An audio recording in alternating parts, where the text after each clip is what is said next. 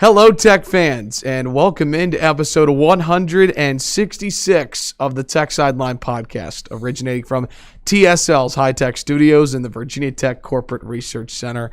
On today's show, we have so much to get through. We have a great show planned for today. We'll lead off talking about number 8 Virginia Tech's wrestling's dramatic, thrilling win over third-ranked North Carolina State to win the ACC Dual Team Championship. Plus, number 16 Virginia Tech men's basketball survives on the road in Coral Gables. Hunter Couture, the hero. We'll talk about men's basketball last week with the Pittsburgh game and Miami. And we'll talk about the addition of former Hokie standout J.C. Price as the co-defensive line coach. We're fired up for episode 166 of the Tech Sideline Podcast. It all gets started right now.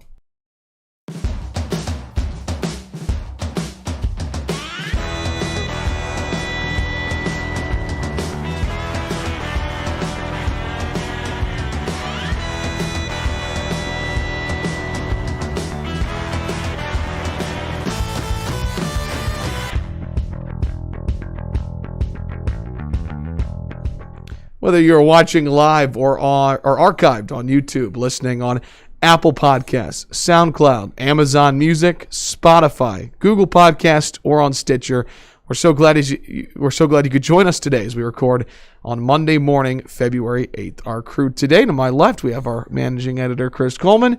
Across the way, our founder and general manager, Will Stewart. Behind the scenes, the best podcast producer in the land, Malcolm Stewart. And I'm your podcast host, Evan Hughes. Again, it is great to have you with us. If you have a question for Will or Chris, because there is a lot of news going around Virginia Tech Athletics right now, be sure to drop it in the YouTube live chat, and we will get to them at the end of the show. The Tech Sideline Podcast is presented by Campus Emporium, the Southeast Regional Training Center. Go to southeastrtc.com to find out how you can get involved with Virginia Tech Wrestling today and Anytime Fitness. Each new member gets a free fitness consultation, and a program is designed. When you sign up for $1 through your first billing period. You can call 540-951-1340. Again, that's 540-951-1340. Ask for Tyler and tell him that Tech Sideline sent you. Yes, indeedy. So I'm 3 weeks in, I guess. Lost 5 pounds so far. Now, unfortunately for me, probably a couple pounds of that has been muscle because I don't eat enough calories. I don't eat enough protein in particular. But anyway, starting to feel the difference. Give me another 3 weeks and I'll really be feeling the difference. So to add to the promo, if you sign up for a regular membership, even if you don't sign up for personal training, you get a free fitness consultation and they design a plan for you. So it's part of the membership. They're doing this competition right now too. Yeah. They started a new competition. It's basically it's a body composition challenge basically, and you can win it either by muscle growth or fat percentage loss or some combination of the above, and everybody that works there gets together and decides who wins once all the numbers come in after 3 or 4 months or whatever. So. Yeah, and I don't know how I'll do in that because it's funny, I've lost 5 pounds, but the body fat percentage didn't go down any because I lost 2 pounds of muscle while I was losing 3 pounds of fat. Well, that muscle, I was in the challenge in this past fall, and the muscle thing fluctuates. It's not necessarily always accurate, but the body fat percentage is what you really need to. You can really monitor that on a week-to-week basis more so than the muscle growth. All right. Type what I think. I think it's actually 8 weeks. I think that's what they told me. My goal in the one in the fall was to get down to 10% body fat, and I got down to exactly 10% body fat. So my goal this time is to get down into single digits, like 9% or something. Wow. Yeah. And I'm at 11.8, so I don't have that far to go, really. Yeah. So shouldn't be all that hard. If I'm at 11.8, I weigh 181 right now. If I get down to something like 12, I'll probably be like 158 or 160 pounds, which I haven't been in a long time. Again, that's Anytime Fitness. Call 540-951-1340. Ask for Tyler and tell him that Tech Sideline sent you. So great to have everybody with us. We have a great show planned for today. And, Will, it's consecutive weeks, so we've got a lot of positivity to bring on the podcast today. A lot of good things to talk about. Right, and somebody summed it up on our subscriber message board. You know, I don't know if I can remember it all off the top of my head. It starts with women's basketball beating NC State, then men's basketball beating number 8 UVA, the same weekend that wrestling was winning twice. Then you get into last week, and there's a loss to Pitt in there. And then they go and wrestling wins Friday night. Men's basketball wins Saturday, so it's been a really fun 2 weeks. So we're going to completely bury the whole Pitt thing. We're probably not going to talk about it's Pittsburgh. If you're a Tech fan, you just you accept it at this point. Yeah, bad things happen in the city. That game was actually close with like 8 minutes left to go, and then it just fell apart. And that stuff happens. And it's funny. You can tell that you got to watch and root for basketball in a different way. You know, so somebody on the message board said, you know, in football, if you lose a game, it's a big deal and you suck. You know, in basketball, maybe you're just not shooting well that night. And it's a 25, 30 or more game season. And, you know, sometimes it's just not your night, you know, and in particular, so it's interesting. I had a phone conversation Friday afternoon with a prospective member of sports media and analytics. There's a high school student up in Northern Virginia I was talking to, and I think he's a junior, so he's still got another year. And at one point he asked me about a question related to transitioning from being a fan to being somebody who covers the program. Great question. And it devolved into this discussion of, and I said, you know, I just don't get that nervous watching football, but basketball, I get wired watching basketball. Because it just, you live and die with like every single possession, and the possessions are boom, boom, boom like this. So there's this thing you should probably do is just calm down and just kind of watch the whole game and look for the ebbs and flows. And so do as you say and not as you do. I know it. You know, football, you run a play, you got 40 seconds where you're not doing anything. Right. You got time to calm down. Basketball, you're up and down the floor, and there's no time to calm down. Have you ever seen the movie 42? Oh, yeah, of course. Okay, so, yes, I have seen that Evan movie. has seen a movie, and I have not. Okay, so there's a guy in the movie. There's a guy in the movie who hates the city of Pittsburgh, but he felt uncomfortable playing with Jackie Robinson. So he asked for a trade. So he gets traded to Pittsburgh. And like towards the end of the movie, they show this scene, and he's sitting in the dugout in Pittsburgh, and the Pirates are losing, and he just goes, Pittsburgh. So that's how I feel every time Virginia Tech plays in Pittsburgh. Just sit back and say, so if that's in the movie 42, someone, and I'm specifically talking about you, Shelton Moss, you need to go get that little slice of that guy going, Pittsburgh. And that needs to be a thing. It needs to be a meme. Yeah. Real quick, it's the first time that Will, Chris, and I have all been in the same room watching a Virginia Tech sporting event. It was not planned. We all happened to run into each other at PK's on Wednesday. And here we go. So we're 0-1. Another RSN game, right? So, which I don't get to watch at home. And we were 0-2 when I go downtown to watch RSN games, but 1-0 when I listen on the radio. So I listened on the radio again on Saturday, and boom, now we're 2-0 when I listen on the radio, which I enjoyed. It's like 90s nostalgia. I know. So and sometimes I like not knowing. Like, when I went back and watched the condensed game and the highlights and everything like that, like, obviously there's some controversy on whether or not Hunter Couture stepped out of bounds. I kind of wish I hadn't watched the replays now.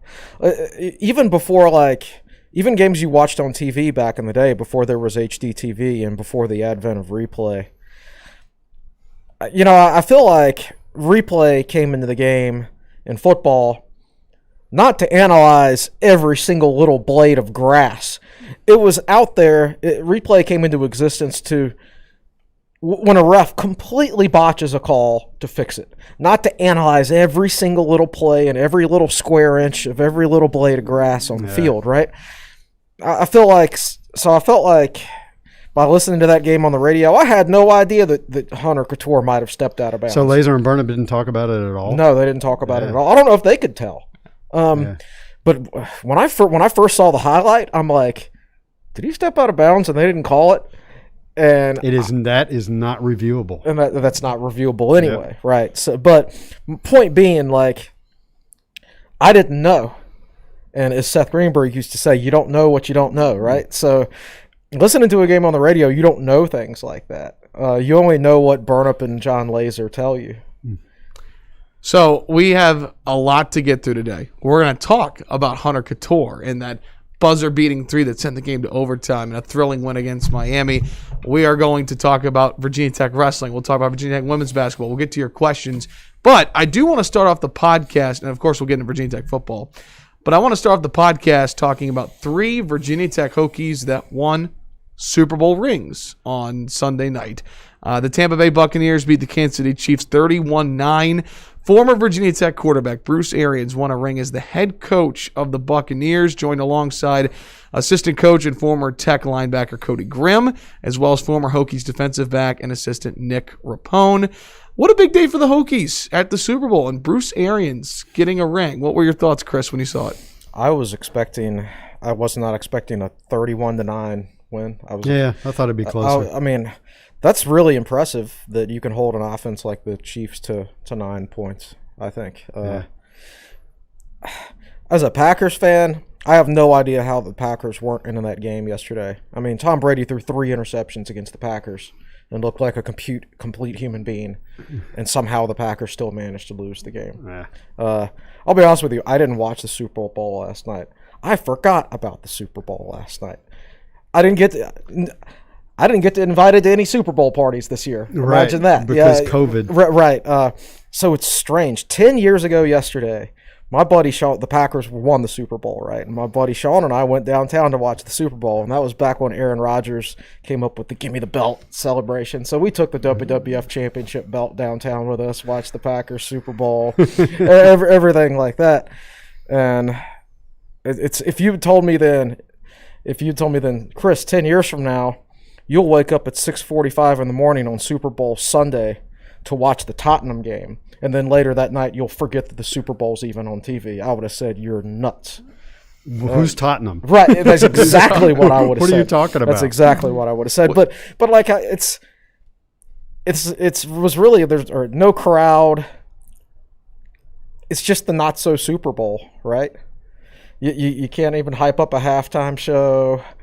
However, though, it just didn't feel like Super Bowl Sunday. The stories in Blacksburg will. I mean, Bruce Arians, a Super Bowl. Cody Grimm was a great player, and Nick Rapone. I mean, that's really cool to see the 3 of them get rings. And Bruce Arians did a heck of a job coaching this team with no OTAs, no offseason, bringing in Tom Brady, bringing in Gronkowski. I mean, I think Bruce Arians is getting a lot of love, and rightfully so today, for the job that he did, bringing the Super Bowl to one of the all-time worst franchises in winning percentage in NFL history. I've known for many, many years that Bruce Arians is a good coach. I believe the year was 1989. Tech and Temple played each other, and Tech had a pretty good team that year, and Temple beat them handily. I think Temple had. No, I thought it was 86. The year Tech went to a bowl game. I thought one of their losses was to Temple. All right, time to go look this stuff up. But and Temple had to forfeit it, I think, eventually. Yeah, because of Paul Palmer. Right. Right. But I don't.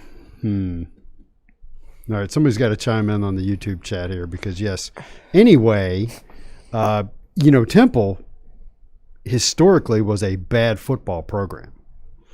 And when Bruce Arians was coaching them, they were pretty decent. It was shortly after that, be it, mid-late 80s, they were competitive and a decent team. And Paul Palmer was a great player who was considered for the Heisman.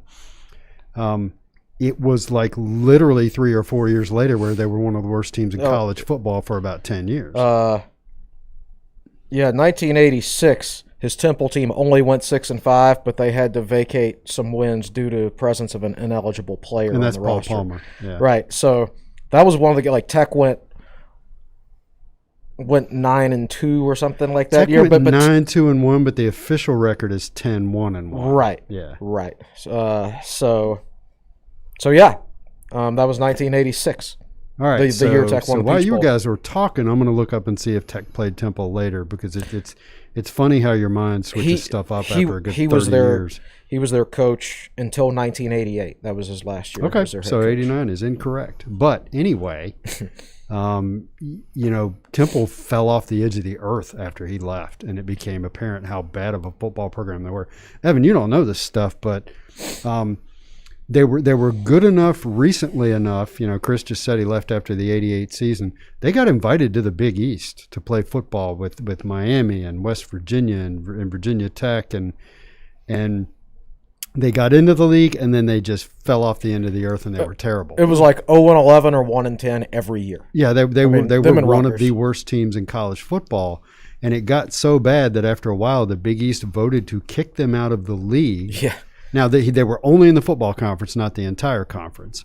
But the Big East voted to kick them out, not because they were bad and because of their record, but they were not putting any money into football. And they couldn't get anybody to go to games. They were playing in, well, I guess they still do. 5,000 fans. 5,000 fans in the old Veteran Stadium, Yeah. and then they moved to the Eagle Stadium, and nobody came to that either. And it was so they were just sitting there taking their checks from the Big East and not trying at all. Right. And that's when John Chaney was at the height of his career at Temple, and they were a really good basketball team. Yeah. So Temple said, we're going to put the money into basketball. It's like when Spurrier left Duke.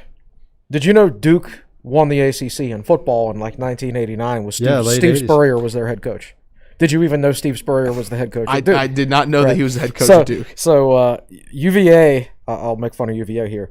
UVA has one ACC championship, ACC football championship, their entire history in the league, right? Yeah. And that came in 1989 when they tied Duke. They shared it with Duke. They shared it with Duke. I believe both teams were 6-1. I think. Interesting. And UVA was really good at that point in time. So that tells you how good of a coach Spurrier was. So anyway, to bring the conversation back around, it became apparent how good of a coach Bruce Arians was when he propped up what turned out to be an awful program. Yeah. So Well, someone's putting in the chat, and I had it planned as well. If you watched the Super Bowl, Chris, you would have heard Tom Brady yell to Bruce Arians, "Hokey," in the middle of the game. Oh yeah. And right before halftime, it was, I don't know if it was a play call or not, but Brady's standing there yelling, "Hokey." I think it was Hokey 5 he was yelling or something like that. I think it was. It's funny what you can hear these days with no crowd. They were like 1/4 capacity there. Yeah, they had, I think, 7,500 vaccinated healthcare workers. So actually, it looked like there were a lot of people there because there were some cardboard They had cutouts. the cutouts, yeah. Anyways, again, that's Bruce Arians, it's Cody Graham, and that's Nick Rapone, who are all Super Bowl champions and former Hokies.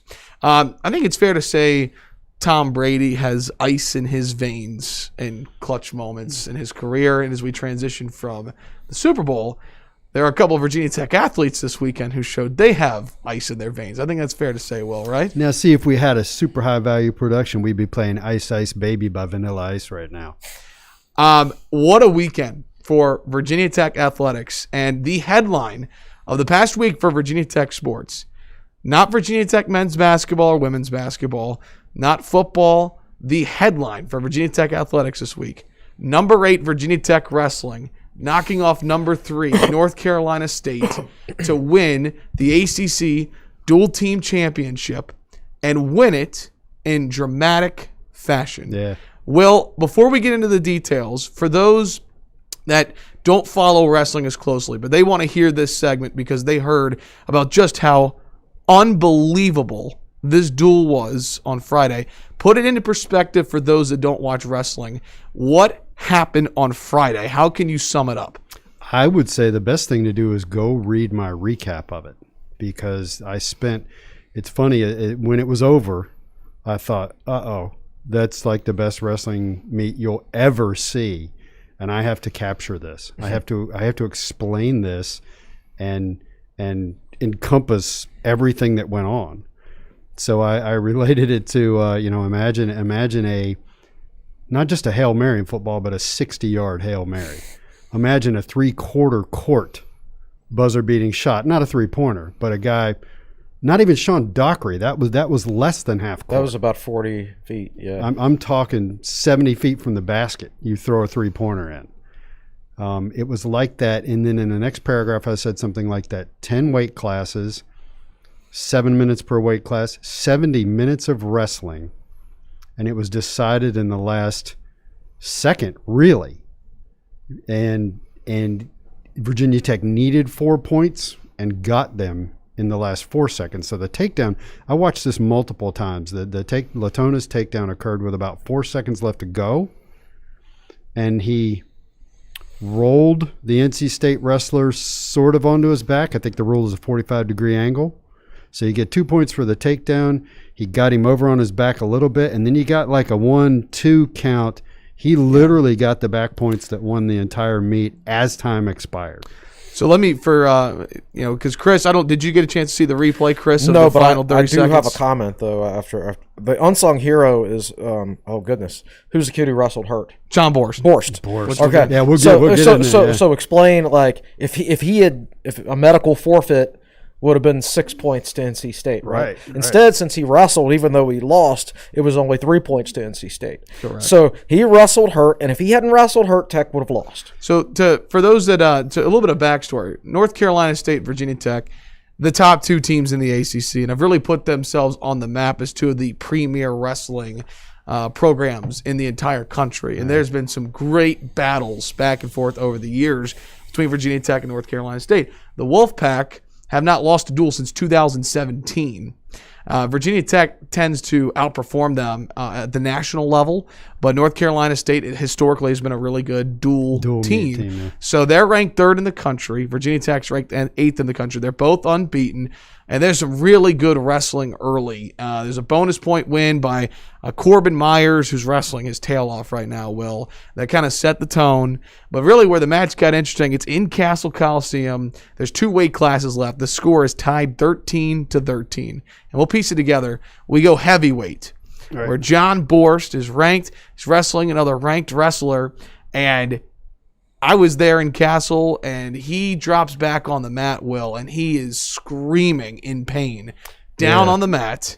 And as Chris said, if he forfeited, it's 6 automatic points to the other team, NC State, which means Sam Latona at 125 would have had to have pinned his wrestler to tie the team score, which is highly unlikely. So before we get to Latona, because we're going to spend a lot of time talking about him, the guts and the strength of John Borst can't be overlooked, Will. Yeah.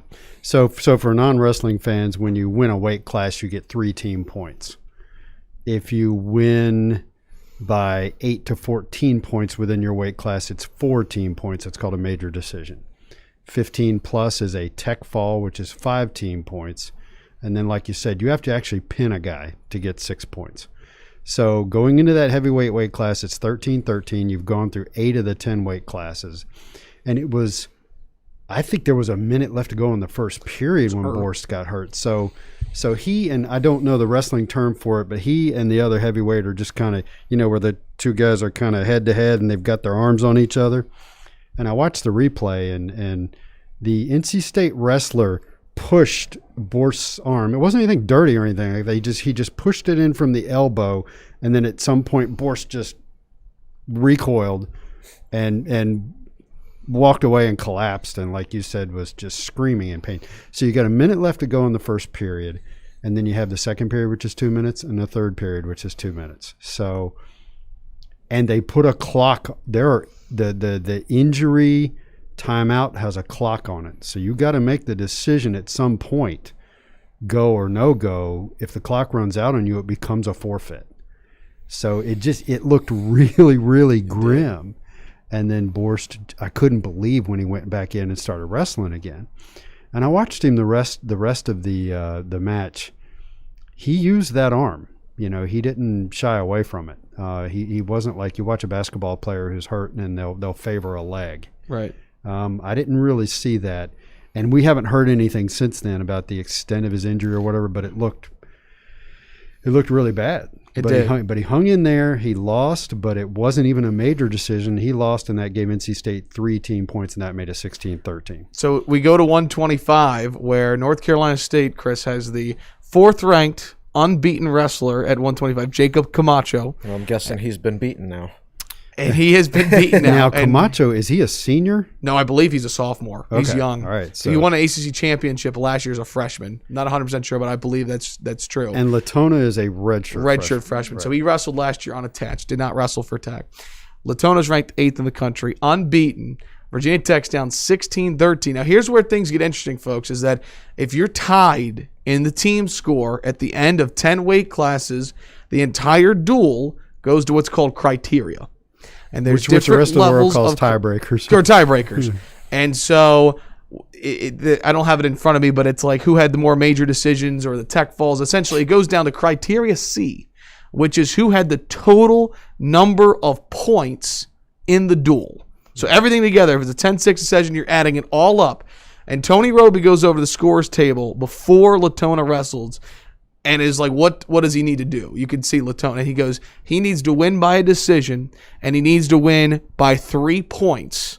So Virginia Tech would have the overall points in the entire duel to win off of criteria. So right. A decision. So let me jump in here and say, going into that, NC State was up 44-42. Correct. Team points were 16-13 NC State, but the individual points all totaled up were 44-42. So that's where you get the information that Latona has to win by 3 or more. So Camacho's wrestling really well. Latona doesn't have a ton of offense in the first 2 periods. You can tell that Camacho is a very, very sound defensive wrestler. And all he had to do was not lose. And all he did. So Chris Coleman, there's 10 seconds left in the 3rd period. Yeah. And he's up 4-2. All he's got to do is 10 seconds, hold off Latona like he's done the entire duel, entire match. No, wait a minute, it was 4-3, right? You're right. He got correct. I'm sorry, 4-3. I believe there was a point there early in the 3rd period. 4-3, 10 seconds left. Latona takes him down 5-4. And then with literally like 1.5 seconds left, official gets down on the mat, starts giving the swipes, and he gets 2 swipes. That second swipe as the buzzer sounds. Yeah. And if it weren't for that second swipe, we would have gone to another division of criteria. So it was a true takedown buzzer beater, 2 near fall points. Did they have to look at a replay to see if the second swipe came? No, they didn't look at that, but they did have to go to the scores table. Nobody knew because they had to add up all the points. Right. And so it was, a true, let's call it a 3/4 of a shot on the hardwood, but down 2, and the shot wins you an ACC championship against your rival. Yeah.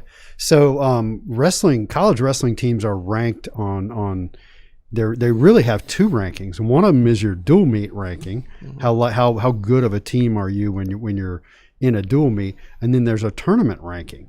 When you get thrown into a large bracket with a bunch of other teams, like happens at your conference tournament or the NCAA tournament, then how are you going to do in that? And as you pointed out earlier on, NC State's a very good dual meet team. They're ranked number 3, I think, and that doesn't necessarily translate into the NCAA. So lost my train of thought. Did you say the NC State's wrestler's name was Camacho? Jacob Camacho. You remember the boxer Macho Camacho? Macho Camacho. Sometimes your name just lends itself to a fantastic nickname. Right. But I remember when I was a kid, I worked in a tobacco barn back in Pennsylvania County. So we had a lot of migrant workers from Mexico, and they could not speak English, but they would run around talking about Macho Camacho all the time. They would put their fists up and be like, Macho Camacho. That's a great name.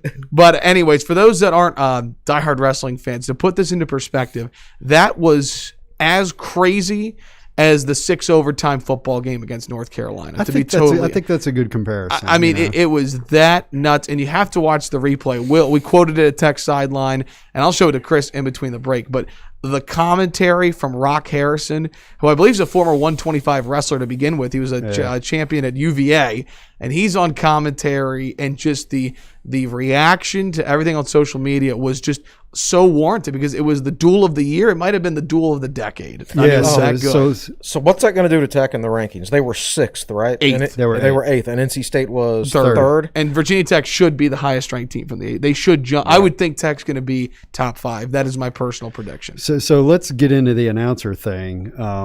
Lately, I've seen more sporting events where the announcers are actually there, but they were not there. Correct. Friday night, they had your play-by-play guy was in his basement, and Rock Harrison was in his basement. And Rock is, I think, as an announcer, he is average. As a person with enthusiasm for the sport, he is a 10 out of 10.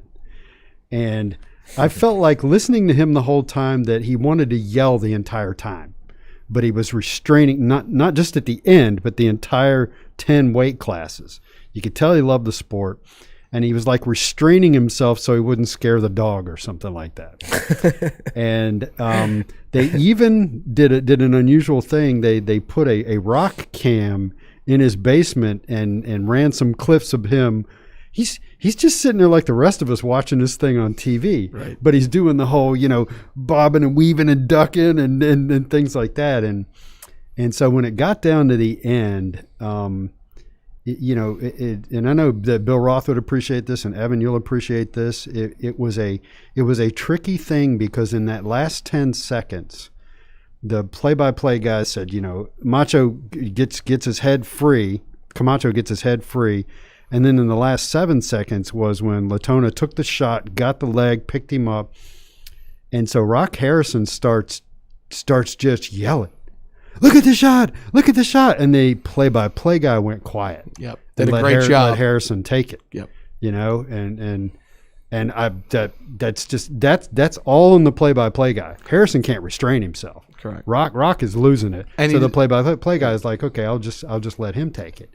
And so as Latona gets Camacho on the ground, Rock just starts yelling, do we have two? Do we have two? And then the ref holds his hands up and he just starts screaming, two as time expires. It really is a great clip. Even if you're not a big wrestling fan, you've got to go see this clip and the commentary. And it was, and again, it's one of those moments where you think about and David Teal tweeted this, think about the last 8-day window of women's hoops beats second-ranked NC State, Virginia Tech men's basketball beats 8th-ranked UVA, and then that at home. I mean, those are just moments you say, gosh, people deserve to be in Castle to see. You wish that they could. Of course they can't. But those are moments you're like, gosh, that would have just been a rocking atmosphere that place, the roof would have come off of Castle if there were 2,000 or 3,000 people. To tie it all together, these same two teams met in Castle 2 years ago with the dual championship on the line. And it came down to criteria, and Virginia Tech lost. Also 17-16, I think, was the final. And I looked it up, and there were 4,200 fans in Castle that day, that probably evening. Which, by comparison, that's more people than they got for men's basketball games back in the Ricky Stokes era. So interesting you bring that up, because I went to all those games in the Ricky Stokes era, and I remember looking at the attendance numbers afterwards and coming to the conclusion that Castle, once you get above 3,000 to 3,500 fans, gets loud. So all you need is 4,000 fans. So anyway, there's about 4,200 fans 2 years ago. And we talked about this on the message board. This was before Mekhi Lewis's national championship. Correct. He won his national championship a few weeks later, which Virginia Tech fans, your average Virginia Tech fan hadn't paid any attention to wrestling until Mekhi won his national championship. You've had the advent of the ACC network, which started August of that year and started running dual meets on Friday nights on the linear network. So 2 years ago, before this visibility came to Virginia Tech wrestling, as it was building up, they had 4,200 fans. Okay. Now, that's not the record. They had 5,000 fans for a meet against Penn State in 2015. So the reason I tell that whole story is I don't know if they'll have a good home meet next year, but maybe it'll have to be NC State a couple of years from now. But I think they'll break that attendance record within the next couple of years because of the attention that has come to Virginia Tech wrestling. And to add to that point, so I'm sitting there and I'm watching my television, I'm doing my spreadsheet, and I'm on the boards and stuff, and it ends, and all of a sudden the boards are really busy at 10:15 on a Friday night after a wrestling meet. And I was like, what the heck? And I go over and I pull up the analytics. And right after a football game, when everybody's done watching and they pile into the message boards, you will have anywhere from 900 to 1,500 people on the entire board system. After a basketball game, you'll get 600 to 800 if they beat Duke or something like that. And there were 450 people that piled into the site that night after wrestling ended. That's a lot. During the workday, our traffic runs about 200 to 250 people at any given time. So to get 450 people, that's a moment I'll never forget, where I'm like, oh, a lot of people watch this. And maybe not even a lot of people knew what they were looking at, but they get that. Right. So I think in terms of fan interest, this was maybe as important as Mekhi Lewis's national championship. probably not quite. I think the two of them will go hand in hand to really increase interest. And so to get to the sponsor plug, Southeast Regional Training Center, we had a number of people come onto the message board and say, I was just so fired up. I just donated to the Southeast Regional Training Center for the first time. Right. So, and there's in every program for every sport, when a program rises, you can look back with hindsight and point to the moments that caused its growth. Yeah. So for like the football program, you go back and you look at the 95 Miami game, you look at the Sugar Bowl, and then you look at the 99 season as a whole as the three things that propelled the football program to new heights. And so for wrestling, so far we've got Makai Lewis winning a national championship and then this game. And 10 years from now, if Tech has won a national championship or is, a perennial top 3 team or something like that, we can look back to those individual moments as big growth moments of the program. Yep. And not only as from a competitive standpoint, but from a fan interest standpoint. Now, one of the things wrestling struggles with is that its premier event, its national championship, occurs historically on the same weekend as the first weekend of the NCAA men's basketball tournament. Yep. And so that they need to change that, honestly. If they want growth in the sport, they need to change that, because it just doesn't make any sense to go head-to-head with the NCAA tournament. And I know every school has spring break as a different week and everything like that, but they need to push everything. I would push it up 1 week. Up. Oh yeah. Earlier, earlier. Because Yes. And you never know. The Masters typically follows after the NCAA tournament too. So yeah, I think you do it the week before. I mean, right. So it's something to think about. Yeah. And even a week earlier, you're dealing with conference tournaments, right? Yeah. It's good. Yeah. So it's tough. And they've got their conferences as well, ACC championships. So, correct. So And hey, real quick, think about the moments this year in Virginia Tech athletics, and maybe I'm not thinking hard; it just popped in my head. But to me, Sam Latona, that was the most clutch moment of the year thus far for Virginia Tech athletics. And I'm trying to run through all of the sports right now. I'm not talking about in-game, in-match, takedown, near fall, needing 4 points with under 5 seconds to win an ACC championship. Redshirt freshman. I think that might be arguably the moment of the year thus far for Tech. I mean, individual moment. I know you can argue Villanova winning basketball, UVA, that's team. I'm talking individual performance.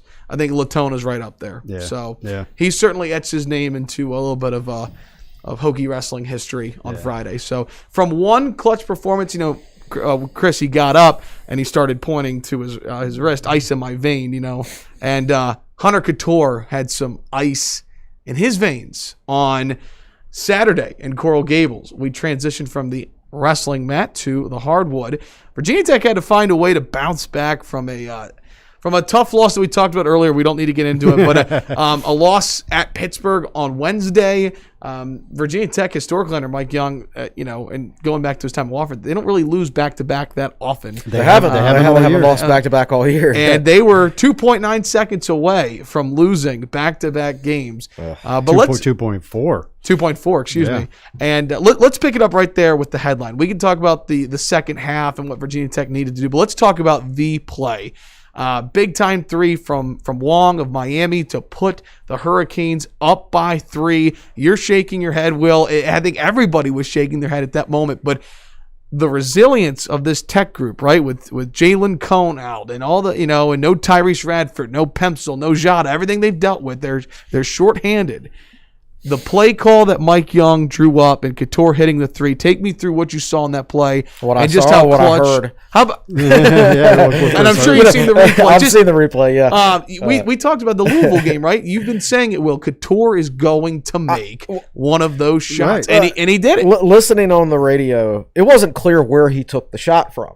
Right. I just knew we inbounded from around half. I know half court. Originally, Tech had to inbound from under the basket, and they threw it to half court, and it got knocked out of bounds. And Laser on the radio said he thought Tech knocked the ball out of bounds at half court, and it went to review, and they said Miami knocked it out. So then Tech got to inbound for midcourt, and then Tech hit the 3, but I didn't know where he hit the 3 from. I didn't know if it was the corner, if it was a 30-footer from the top of the key or whatever. Right. You don't know. And then I watched the replay, and everything, great play drawn up. the pass is what nobody's talking about. Right.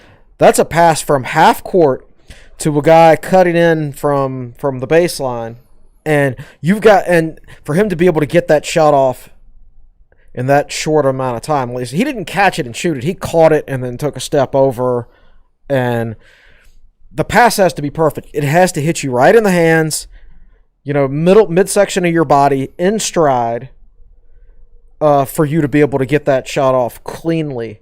So who made the pass? Beatty made the pass. Beatty made the pass. Yeah, so everything about the play was perfect from the X's and O's to the pass to the shot. It was as well executed play as you could possibly hope for. Defensively, Miami did not switch well. The defenders stumbled, so but to go back to the inbounds from the other end of the court, 2.4 seconds left, in women's college basketball, if you call a timeout, and the NBA also, you inbound it from basically your half of the court. Not that way in men's basketball. So to be able to go from 2.4 seconds and 94 feet and get off a clean, uncontested three-pointer, that's rare. Normally you're looking at a half-court shot at best there. Right, and Miami chose, if I remember correctly, not to defend the inbounds pass. At least Bamisile, right. Joe Bamisile was throwing it in. And Joe also, since Wong had made the three-pointer, Bamisile could have run the baseline, but he didn't. He stood in place, threw it, and that was such a critical part of everything because the clock went from 2.4 to 2.1. Still plenty of time to get the play off. Yeah. It was a clutch shot, and it made me think back. I'm curious if anybody else thought this. That shot and really the design of it out of the timeout reminded me of the three that Nolly hit against Michigan State in the Maui tournament. Out of a timeout, right. The screen. Now, that was in the corner. Nolly came from the other direction. I think he came from the top of the key. It just reminded me, though, but I believe Couture started, Will, if you watch it, like towards the top of the key or the right wing, and he ran the baseline, and he got the screen. Point being, I'm not saying it's a similar type play. It's a similar type design from Mike Young under a minute left in a tight game timeout to use a screen and to get a shooter open. I saw a little bit of parallels to that game. Yeah, I would agree. So Couture with the big shot that got the game to overtime. Let's talk about the game as a whole. 80-76 the final score. Hokies win it in overtime. They bounce back from an 83-72 loss from Pittsburgh. Chris, what was the biggest difference from the Pitt game to the Miami game? How were they able to win that game?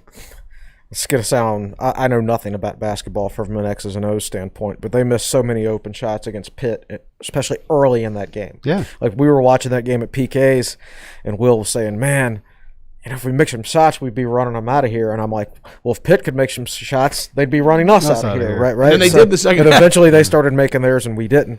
I think Tech made shots early in this game, and that was a difference. There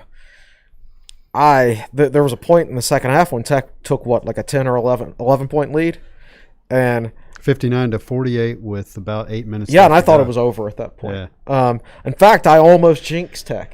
I almost went to Twitter and put my 2-0 radio record tweet up at that point, and I decided not to. Good call. Because then Miami immediately scored 10 points in a minute and a half. And basically with the clock stopped because they kept getting and ones.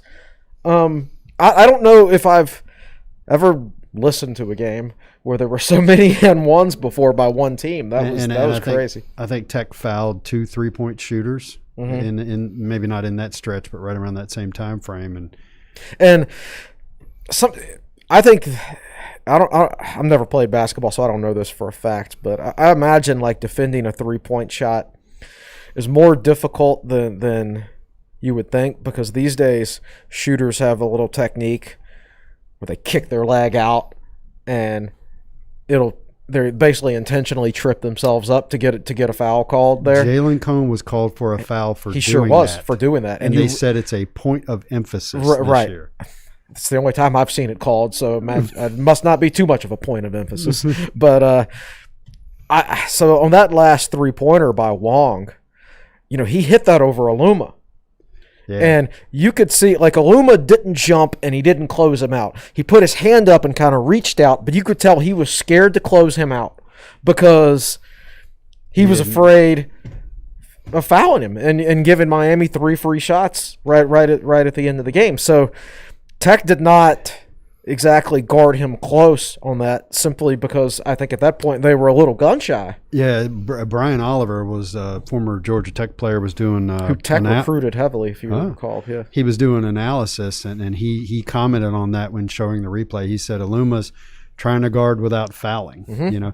And honestly, Wong was like 5 to 7 feet behind the 3-point line. That dude is if the guy makes the shot, you know. Think about Miami, man. I know they've had some guys hurt, but even with the guys they have on the team, I don't know how they've only won 3 ACC games. They have individual talent on that team, man. Yeah. Even with those players hurt, they've got some darn good individual talent. So something I didn't think of till too late last night to do the analysis is going down Miami's recruiting classes, and they recruit very well in basketball. They should recruit well in every sport. I know. Quite frankly, never mind. I mean, where they are.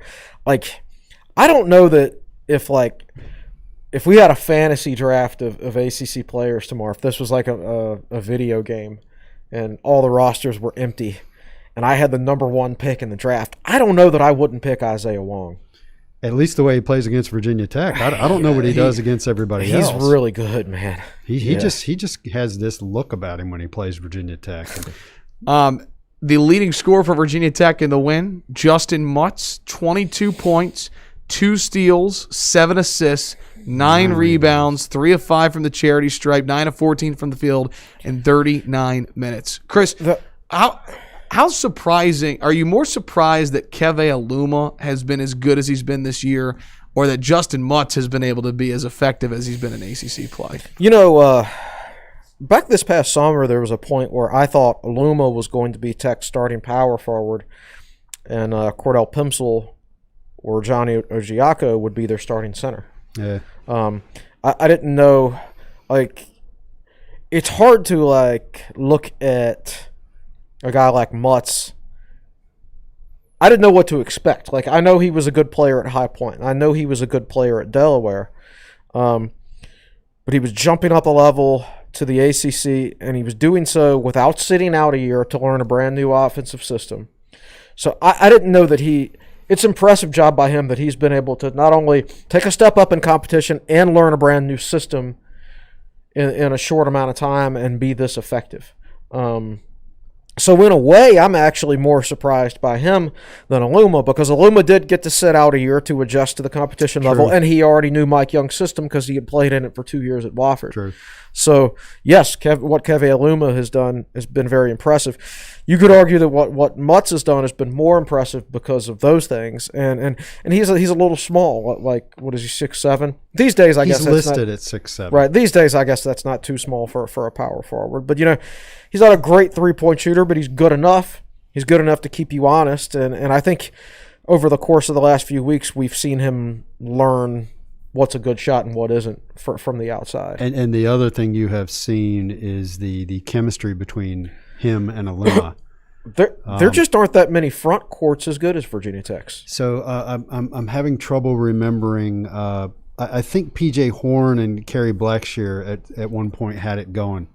You know, the interior passing. Unless I'm getting my players mixed up, it may have been Blackshear and Leday that I'm thinking about. Yeah, and you're starting to see some of that between 7 assists. Yeah, for Mutz, and I believe Aluma had 5 assists the game before that. Aluma. So I keep a running column in our schedule of the assist leader, and Aluma is regularly up there. And I think did he have another 5 on Saturday? Mutz had 7 assists on Saturday, and he had 5 against Pittsburgh. Right. Okay. So we'll now how many did Aluma have? I'm sorry, Aluma had 5 assists on Saturday. Okay, so Tech's starting front court combined for 12 assists. Yeah. I'm sorry, Mutz had no assists against Pittsburgh. I read Aluma had 5 against Pittsburgh, and then he had 5. So he had 10 in the last 2 games, and then Mutz had 7. So right. So and in this one game, the front court combined for 12 assists. So do you remember the play where he threw to Bamisile for the dunk?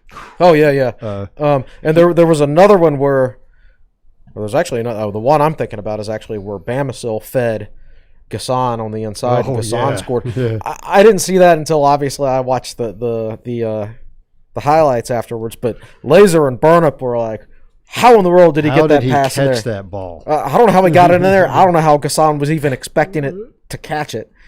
Yeah. So again, I think it's fair to say Mutt's best game as a Hokie, right? Yeah. 22, 9, and 7, nearly a triple-double. He was terrific. I do want to recognize the comment real quick that Justin Thomas says Couture got the massive charge call in overtime. Just want to make sure you have that moment, Will, to agree with Justin. That was a big-time play. Let's talk about Joe Bamasil for a minute, though, because Virginia Tech, guys, we talked at the beginning of the year about the depth of this team, right?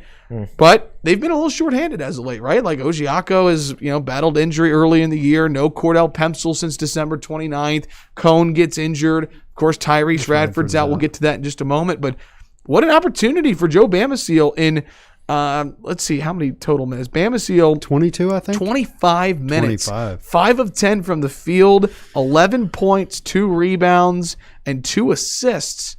How impressed were you with the freshman, Will? He looked he didn't just put up those numbers, he looked really good doing it. He is so quick and so fluid. That's the first time we've really been able to see him in prolonged action against good competition, and it's very encouraging. The ceiling is high for that guy. Just scratching the surface, man. And I realized he didn't play his senior year of high school. Yeah. With an injury. I didn't realize he also missed his sophomore year of high school with an injury. So basically, this is only like his second year of organized basketball in the last 4 years. He is quick So he and is raw. smooth, and there's a lot of potential there. The dude is raw. And So be patient.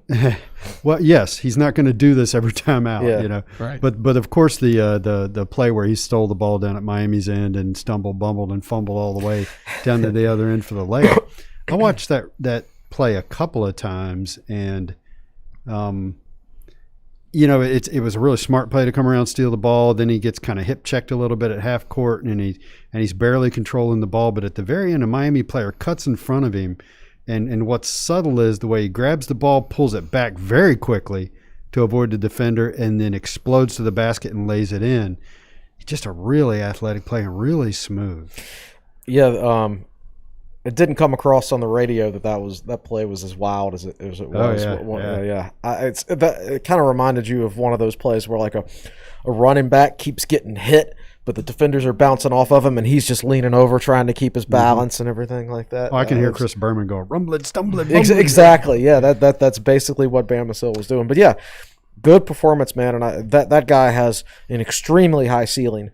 But again, you have to take into account that he didn't play 2 of his last 3 years in high school. Yeah. And now he's in the ACC for the first time. Mm-hmm. I mean, the light's not going to go on overnight, but long-term ceiling is higher than probably anybody else's in the program. Well, they might need Bamasil on Saturday. We'll talk about the schedule in just a moment. Here's a tweet from Norm Wood on the timeline. He says, quote, Hokies coach Mike Young is speaking to reporters on the weekly ACC men's basketball coaches video conference. He says Jalen Cone's status for Saturday's game against Louisville, if there's a game against Louisville, is day-to-day. Not sure if Cone ankle injury will be ready to go, close quote. It'd be yes, so we're going to need as many players as we could, and maybe Tyrese Radford is back on Saturday. We hear it's looking that way. That's a possibility. But can we go ahead and transition into this? Let me read this. Okay, talk about Radford. Sorry. No, I was going to talk about how I don't think they're going to play Louisville. Let's talk about the schedule, and then we'll talk about Radford. Okay. Like Chris Mack, the Louisville head coach, tested positive for COVID last night. And to me, I think that throws the game into doubt, doesn't it? Yeah, they've already postponed their Wednesday game, but they haven't said anything yet about the Saturday game against They're on a 3-game hiatus right now, the Cardinals. But the final game of that 3-game postponement is Wednesday. So their first game back is supposed to be Virginia Tech on Saturday. Keep in mind, Hokies had their game against top 20 ranked Florida State on Tuesday. Already postponed due to COVID in Florida State's program. So if the Louisville game gets postponed, let's go ahead and say canceled. Okay. If it gets canceled, that would be the third home game for Tech that got canceled this year, and only one road game was Boston canceled. College, Florida State, and then Louisville. Right. That happened. And the road game canceled was UVA. UVA. And it would also mean with 2 home games canceled this week that we're in the middle of a stretch of 7 of 8 road games. And it means we wouldn't play for 10 total days, and we come back and the next 2 games are at Florida or at UNC and at Florida State.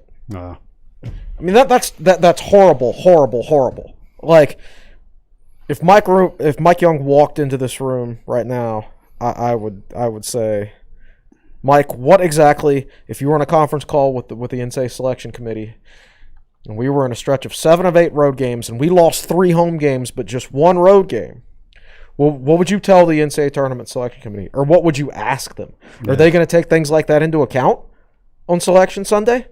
Because it kind of seems like they should this year, right? I think the net takes it into account. So how hard do they lean on the net? Right. I know this. Right? I wish Tech had. I wish we were using the RPI this year, because Tech would be 23rd in the RPI right now. Is that right? They're 35th in the net. Yeah. That's what I saw this morning. Because our RPI is so influenced by road games. Right. So when you so when you beat Miami on the road, you get a big bonus for that. Basically, I think the RPI was like a road game counted as 1.4 wins or something. Sounds like that, right? And a home loss counted as 1.4 losses. So right now, Tech has only lost one home game, but they have 2 neutral site wins, which count as 1 win. Mm-hmm. And what, 3 road wins now, which count as 1.4 each. I know they've won 3 of their last 5 road games. Right. So 3 total then. Things are in Tech's favor as far as the RPI goes, but not so much in other things. But I hate unbalanced scheduling, and it's something I have to deal with as these conferences have grown through the years, because I don't think. We all know who the best football team is in the ACC. It's Clemson. But let's pretend we live in a fantasy world right now and say that all ACC teams were equal. How could you crown a true conference champion with an unbalanced schedule? Yeah. Right? Yeah. So I despise college sports from the standpoint that the schedules are unbalanced. Well, now they're even more unbalanced this year. I mean, if Tech only ends up playing 16 conference games, they could end up playing... Gosh, I guess just 5 home games? No. Well, if 3 home games are canceled, yeah. Right. Am I doing that math? Help me, Will. I think the original schedule probably had 10 home and 10 away. It did. So we ended up playing. It'd be 9 and 7. Right. 9 road, 7 home. Yes. Right. So still. Yeah. Mm-hmm. So that's a -2, and so. I don't think any of these games are going to get made up, in my opinion. They might try to. Tony Bennett doesn't even sound like he's in favor of making up the Tech UVA game, and that game would be in Charlottesville, right? So, unless the ACC came in and said, if you don't replay the UVA game, we're not going to invite you to the ACC tournament, or we're going to withhold ACC network revenue. If the ACC tried to make me replay the UVA game, I would be like, I'm not doing it, because all you're giving me is an extra road game, and we're already down 3 home games. So then it would become 10 road games and 7 home games, right? Which is a 3-game imbalance. Yeah. So I would tell the ACC, okay, fine, I'll go play UVA on the road, but I'm going to need 2 of those home games made up. I'm going to need 2 home games. And there's no room in the schedule. I did see something on Twitter, and I haven't confirmed this, but somebody was rumoring if Louisville were to get postponed this Saturday, maybe Pittsburgh could come to Castle. I mean, why would Pittsburgh want to do that? Why would you, as a coach, you want to take on an extra road game that you were not originally scheduled to play? See, I wonder how much does the school have say in it, or is it the ACC saying, "Hey, you're going to do this"? Yeah. I wonder how much say the coaches in the administration have with the ACC on. I don't know. I think you got. I don't think so. I mean, I think because women. All right, Tech and UVA apparently were offered the chance to replay that game. Remember when Tech's game against Tech and UVA both had a Wednesday night game canceled, right? Yeah. And there was an opportunity to play the Tech UVA game in Charlottesville. And UVA also had a game on Saturday, and they also had a game on Monday. Now, granted, these were all like home games for them, so it wouldn't have been any travel. But Tony Bennett didn't want to play the game because it was 3 games in 5 days, 6 days, something like that. So he declined. So yeah, I mean, you're right. So you would have to. The only way I'd be in favor of replaying the UVA game now is if you get guaranteed me some home games, which there's just no built-in time. Yeah, there's no time. Coaches don't like surprises. They don't like to change on the fly, so to speak. It's almost shocking that the Tech Villanova game happened because it was a shotgun scheduling like and now it's the best win on Tech's schedule, and it probably will be the best win on Tech's schedule. Right. So yeah, look, it's a mess. And I know people there were some questions like this on the board last week, and even for the Q&A that I decided not to answer because people are going to say, "Oh, how do we fix these? How do we fix this? What does the ACC do to make up for this?" And there's nothing you can do at this point because you could try to fix something for one team, and it's just going to break something for another team. I mean, it is what it is. This is one bad season for everybody. And I just don't see any way that I just think whatever games that are postponed, or you might as well just call them canceled at this point because I don't see how they get made up at all. So you're going to go into Tech's going to go into the ACC tournament maybe with only having played 7 home games if the Louisville game gets canceled. Meanwhile, Florida State, they canceled all their road games. They were quick to call off road games. Right. So let's say Virginia Tech and Florida State. Let's say Florida State's resume on Selection Sunday is slightly better than Virginia Tech's. If I'm Mike Young, I'm getting a message to that NCAA tournament selection committee and saying, look, Florida State canceled 3 road games. We had 3 home games canceled, and we weren't the COVID issue for any of them. Do not punish us and put us a lower seed than Florida State because we had a huge, huge schedule imbalance this year. But, if you take that into account for Virginia Tech, then I'm sure there's some Big Ten team or SEC team or whatever. Like, I only know Virginia Tech's situation. I don't know other teams' situations in other leagues around the country. But I think when the selection Sunday gets here, I don't know what I mean, those people have a tough job every year, but this year it's a complete mess. All right, well, real quick, because we're already an hour in. We haven't even gotten to football yet. We've just so much going on, Virginia Tech Athletics. I do want to quickly talk about the tweet that was tweeted out before the game on Saturday against Miami, and that was Coach Mike Young giving an update on Tyrese Radford. I want to read this statement. Saying, quote, Tyrese Radford did travel with the team to Miami. However, he is still suspended from competition and will not suit up for today's, which was Saturday's game. Along with our athletics administration, we take this matter seriously. We do believe that Tyrese has demonstrated his remorse for his actions and has learned from the situation. We support Tyrese's efforts and will continue to assist him in getting the help he needs along the way. We are committed to his growth and development as a person, a student athlete, and as a member of our basketball team. That hasn't changed. There is a path for Tyrese to return to competition this week. If he upholds the expectations necessary, we will continue to evaluate his situation. Close quote. Chris, what did you make of that statement, and are you surprised that Tyrese Radford might return this week for Virginia Tech? Yes. Just about every indefinite suspension you see these days with Virginia Tech athletics results in a player never returning, quite frankly. I think that's fair. Whether it's Chris Clark or Devin Hunter or whoever, whether it's football or basketball, those guys are done once they get indefinitely suspended, right? Yeah. So I thought he would definitely miss the rest of this year. And I don't know, maybe Mike Young's got a magic touch. Well, on the court, this will certainly be a huge, huge help for Virginia Tech, correct? Even with Cone being hurt. And absolutely. I mean, I think if this year has proven anything, it's, the more players you have, the better.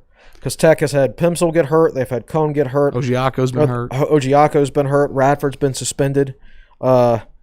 3 or 4 years ago, that would have been a disaster for that many players to be out. If you subtract 4 players from a Buzz Williams team or a Seth Greenberg team, you'd have like a 6-man rotation. Yeah. Right? You'd have – you'd have 6 guys playing 30-plus minutes, basically. And, Tech's rotation is somewhat limited now, but, when you have a full roster of 13 players, and you can have a few bad things happen to you and still be able to win basketball and games. even if Buzz had put together a roster of 13 players, he would have had 2 post guys. True. So. All right, our feel-good stat going to break. Will texted me this last night, and I wish we had more time to really dive into it, but I do want to quickly touch on this before we go to break. You were talking about the Miami game and how great Tech was sharing the basketball. Yep. You asked me to confirm a number on a stat, and I texted Damian Salas, and he gave me a great piece of information about assists. So Virginia Tech had 25 assists in their win against Miami. Out of 30 buckets. So they only made 1 bucket in overtime, right? Like 1 field goal. It was 6 points and 2 points in overtime. Okay, yeah. So, I know that makes sense because I looked at the box score at one point during the game on my phone and saw that they had 25 assists on 29 made shots. Yeah. Yeah, so I guess the last shot by Aline was not an assist. Yeah, because he drove the lane. The 25 road assists were the most Virginia Tech has had in a game since joining the ACC. And now that follows up 19 assists on 30 baskets at Pittsburgh. So they have assisted on 44 of their last 60 baskets. And, what is that without context? It's hard to say. So you and I were trading texts last night, Evan, and let's see. So you, and this is from Damian Salas, so 25 assists in a game. That's something like 5th or 6th all-time, home or away. So I'll read it to you real quick. 36 against the Citadel, 30 against the Citadel, 29 against Delaware State, 28 against Central Connecticut State, 26 against North Carolina A&T, 25 against Charleston Southern, 25 against Miami. What do you notice about those team names? All non-conference. Big all South and Southern smaller Conference schools teams, and things like that. So let's see. Let me see if I can find this stat in our text exchange.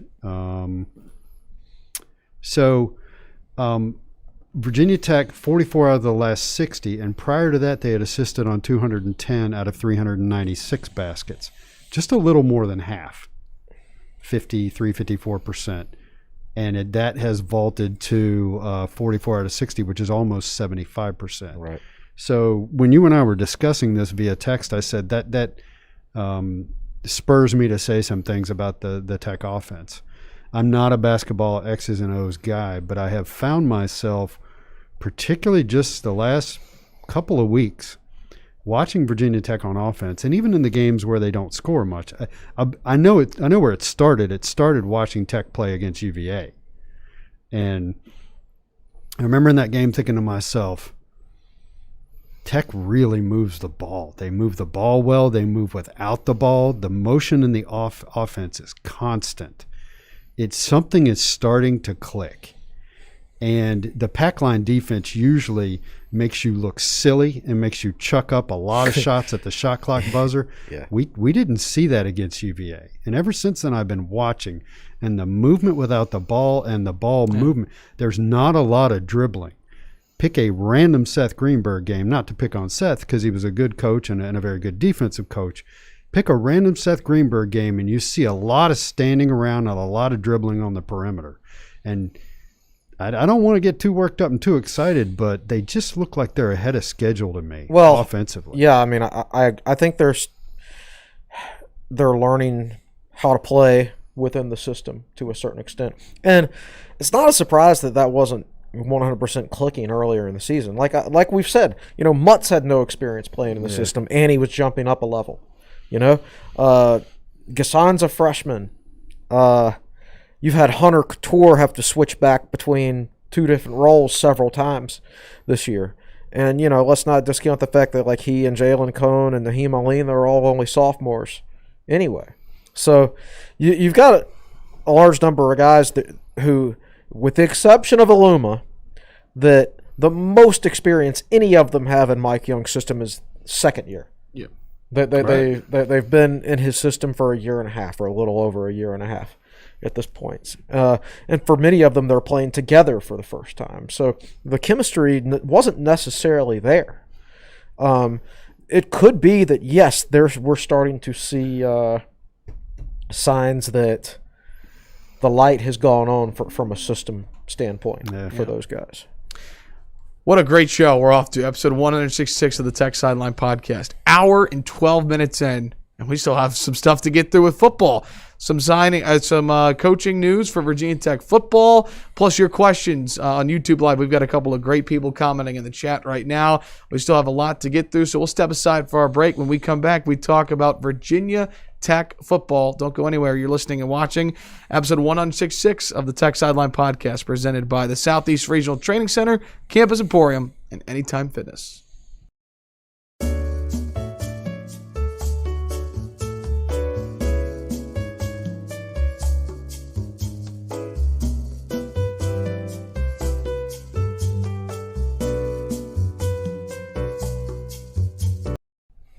Welcome back into episode 166 of the Tech Sideline Podcast. Really is so great to have you with us. Evan Hughes alongside Chris Coleman and Will Stewart behind the scenes. The best podcast producer in the land. He is Malcolm Stewart. Tech Sideline Podcast presented by Anytime Fitness, the Southeast Regional Training Center, and Campus Emporium. They're proud to sponsor the Tech Sideline community. A portion of every sale is returned to Virginia Tech in support of its endowment for excellence, student programming, and need-based scholarships. We have been serving the Virginia Tech community for over 25 years from our locations in Blacksburg and our online store. Please visit the #1 source for Virginia Tech merchandise at campusemporium.com or come see us at 207 North Main Street or 1337 South Main Street. We have a featured item for today's podcast. With that, here's Will Stewart. So I have neglected to go by and pick it up, so I can't demonstrate it in the video, but I can tell you about it. It's on the website right now. Virginia Tech Niagara striped knit scarf, $24.99, and it's got alternating orange and maroon stripes, of course, 100% acrylic. It's got the VT logo embroidered on it. So I actually don't have a Virginia Tech scarf. So if you don't have one, this is your opportunity to get one. It is 7 inches wide and 60 inches long. Is that normal for scarves to be 5 feet long? That is a seriously long scarf. They generally wrap. You can generally wrap one around and they'll go down to your waist. So I think that's probably normal. Yeah, so it's a good long scarf. Like I said, 100% acrylic, $24.99. So check that out. The Virginia Tech Niagara striped knit scarf. Damn. Random just got a text from Clark Rulin, and Clark wants me to, and I agree with him, mention that the Xfinity Racing Series is starting this Saturday. So NASCAR Xfinity starts up, and our buddy Jeb Burton is got a full-time ride now. And Jeb will eventually wind up on the Tech Sideline Podcast. You will see him on the Tech Sideline Podcast. And he and I texted about it, and I said, listen, I want to have your beautiful wife on the podcast. You can come with her if you want to. So he would like to actually come in and be in studio, and he thinks he might be able to fit that in right before football season That's starts. awesome. Best of luck to him. We'll certainly keep everybody updated on that. Yeah. Well, I was just putting in the chat, as our founder and general manager, would you mind looking at the camera and telling our lovely viewers on YouTube right now to like and subscribe to our YouTube channel, as we have 15 likes right now. Oh, that's not nearly enough. You guys need to like and subscribe, and we need to fit that into your script. Actually, good. Like professional YouTubers are really good at that. They're really good at saying, "Please click that like button." Blah, blah, It's done. I will get that. Look, we just went up to 24. Look at that. You all are awesome who are watching live. So I heard some numbers the other day about how much some of those some people make with who have big YouTube followings. Now that I know those numbers, I understand why when I watch YouTube videos, they're always like, please click that like button and subscribe. I understand that. I'm going to work it into my chunk of change to my script moving forward. Thanks everybody for up to 32. You all are the best. All right, so one more thing. If you're watching it archived, obviously everybody's participating in the stream right now. If you're watching it archived, comment on it as well. That's another thing that gets YouTube videos circulated is comments. Well, we are an hour and 20 minutes in, and I know I was just talking about it during the break. there's just so much going on at Virginia Tech Athletics right now. A lot of great things going on, and hard to believe we're an hour and 20 in, and we have not even gotten to talk about Virginia Tech football, where there is some news. So we're going to talk about Virginia Tech football. If you have a question for Will or Chris, we will still get to them, I promise. We'll wrap up talking about football, and then we'll get to your questions on YouTube Live. Last week, Virginia Tech coach Justin Fuente filled the co-defensive line coach spot on his staff by tapping former Virginia Tech defensive tackle J.C. Price, who was a captain on Virginia Tech's 1995 Big East championship team that beat Texas in the Sugar Bowl. We were talking about that a little bit earlier today. Coach Price returns to his alma mater after spending the past 9 seasons at Marshall University, most recently as co-defensive coordinator in the 2019-20 season. Chris, from one Hokie great in Darryl Tapp to another one in J.C. Price, your thoughts on the hiring of Coach Price? Both Price and Tapp check probably about the same amount of boxes, but in some cases they're different boxes. And you're never going to have a coach that checks, at least at Virginia Tech, you're pretty much never going to have a coach that checks every single box because those coaches are too expensive. You can't afford them. But I think with Tapp, you checked the Virginia Tech graduate box. You checked the 757 connections box. You checked the energetic recruiter box. Very charismatic. Very charismatic. You can design a marketing campaign around Darryl Tapp. You check that box. JC checks a box though that Tapp did not check, and that's the experienced defensive line coach box. I mean, this guy's been a defensive line coach for a long time at a couple of different levels, and he's helped win a lot of football games at both JMU and Marshall's. I believe won a national championship at Marshall, or excuse me, at JMU when he was there. I think he'll do fine when it comes to recruiting, or at least as fine as a Tech assistant can probably do right now. but I don't want to get into that. But the biggest question for me is this is the first time that I've ever looked at the Tech coaching staff and said, well, who's going to recruit the 757? So you go all the way back to like Cav and Steiny, where Cav was Peninsula and Steiny was Virginia Beach. And then you had Kurt Newsom, and then you had Zon Burden, and then you had Darryl Tapp. Virginia Tech has always had a 757 specialist from a recruiting standpoint on their staff. And there is no 757 specialist on this staff. So I don't know who's going to recruit the 757 for Tech. I don't know if it'll be Price just stepping in or Smitty. Smitty's already like Richmond. And do you know off the top of your head where Smith is originally from? I think he's from around Richmond, but he went to William and Mary. Yeah. Not that there's too much recruiting on the peninsula these days. Generally, it's over the water, as they say, in the Virginia Beach, Chesapeake area. Mm. So, yeah, I don't know. I'm also just – I don't know that it's actually necessary to have a 757 specialist these days because I don't know how much it's going to – rant. I don't know how much how much good it would actually do. Yeah. Yeah. And like right now, Virginia Tech needs the best possible coaches they can get. I mean, that is what Justin Fuente's thinking. I mean, honestly, I got to win now. He's got to win now. All right, and I don't like it that it's come to this because I've always thought long term from a football standpoint. And what I liked about Justin Fuente's coaching moves after the 2019 season is they were long term moves, like the Darryl Tapp bringing in 2 defensive line coaches, Ryan Smith. A lot of moves in there to get better at recruiting because Fuente at that point was still thinking long-term at Virginia Tech. Yeah. And right now, though, there's not a long-term unless there's a successful short-term. So I think from the J.C. Price hiring, probably about as good a hire as Tech was going to do from a coaching standpoint. How well he'll do in recruiting, how well anybody will do in recruiting this year for Virginia Tech, we'll see. Yeah. You do worry a little bit though that every time you focus on the short term, you run the risk of harming yourself long term, right? To a certain extent. But I mean, what are his options right now? Yeah. If he doesn't win this year, the fan base isn't going to be like, oh, we'll just give him 4 more years because we like what he's done with hiring Ryan or Smith and J.C. Price, and Justin Hamilton, blah blah blah. At some point, you got to win, and all right, so here we are now. Let's stick to the topic. Okay, sure.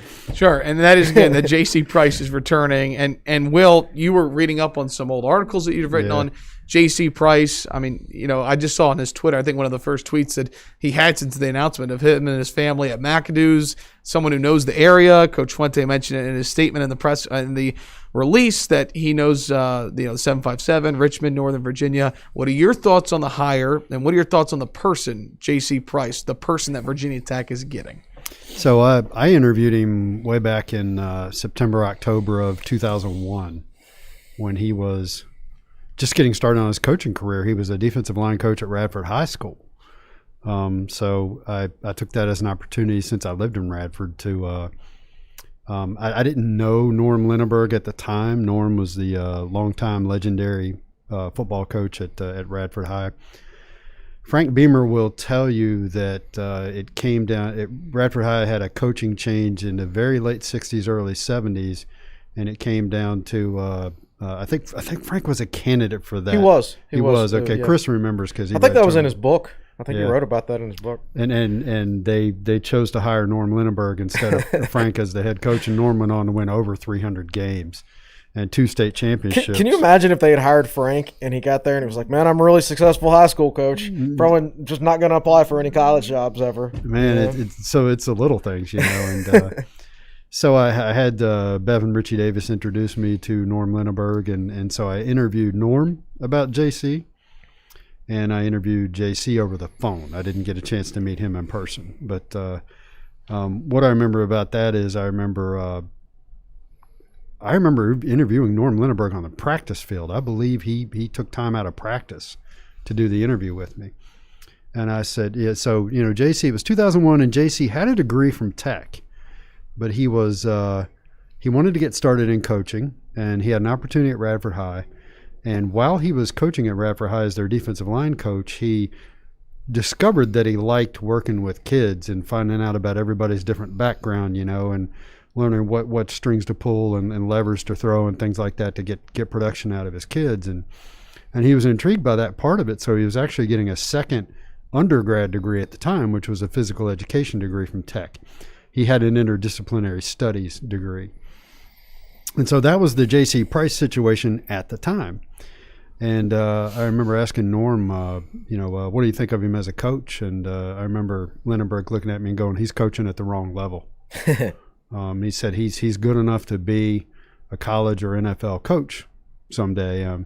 Said his ability to the knowledge and the ability to teach defensive line technique is phenomenal. He said he doesn't need to be a high school coach. I think we need to go. I'm going to go further than X's and O's here when I talk about JC and put the era in which he came from into context. JC was part of a defensive line at Virginia Tech that called itself Death Row. Okay?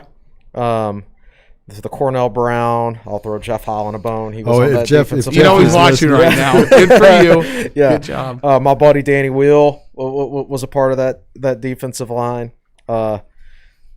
Really, really nice guys, but not so nice back then on the field and everything, right? I know several players who were on the team back then, and I'll tell a story here without naming names. One day during practice, a true freshman scholarship player who went on to become a good player for Virginia Tech. They're doing pre-practice stretching and warm-ups, and he's stretching out one of Virginia Tech's defensive linemen, one of their key defensive linemen, one of the key death row defensive linemen. So he's like stretching out his hamstring, and the defensive lineman grabs the freshman by the face mask and says, "Listen, bleeper, bleeper, if I hurt my hamstring because you didn't stretch me out properly, I will end you." And that's how mean those guys were.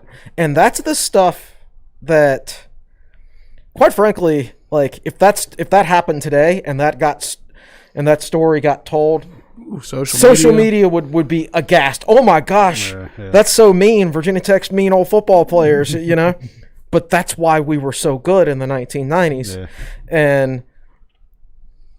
And JC came from that culture,